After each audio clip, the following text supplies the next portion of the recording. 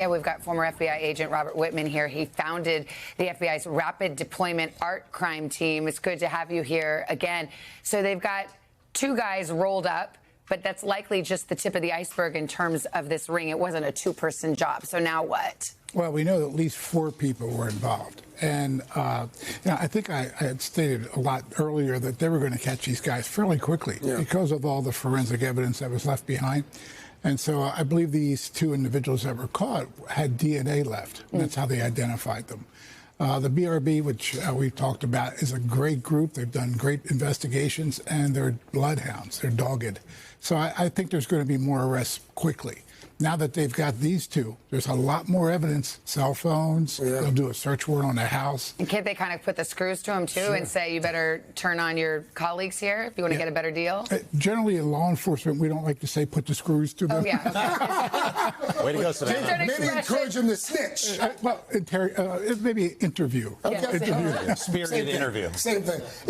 Let's talk about the missing jewels for a moment here. Again, valued at more than $100 million.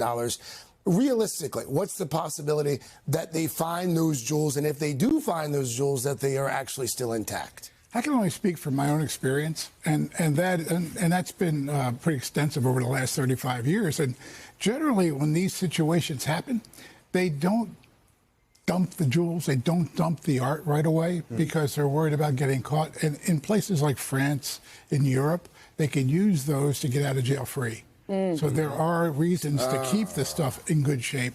If they pop the jewels and destroy it and get caught anyway, they're going to go to prison and have no bargaining tools. So, Robert, if you're in charge of the Louvre, which is 30,000 visitors a day, 8 miles of gallery space, well, I think they're going to do a full reno on security. What's priority number 1?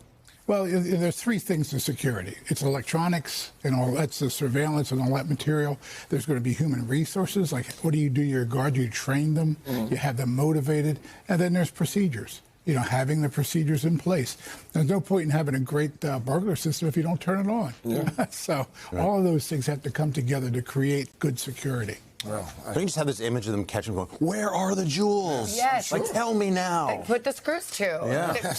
Metaphorically. Yes. Yes. All right. Robert, always good to have you here. Thank you. We'll continue to watch it.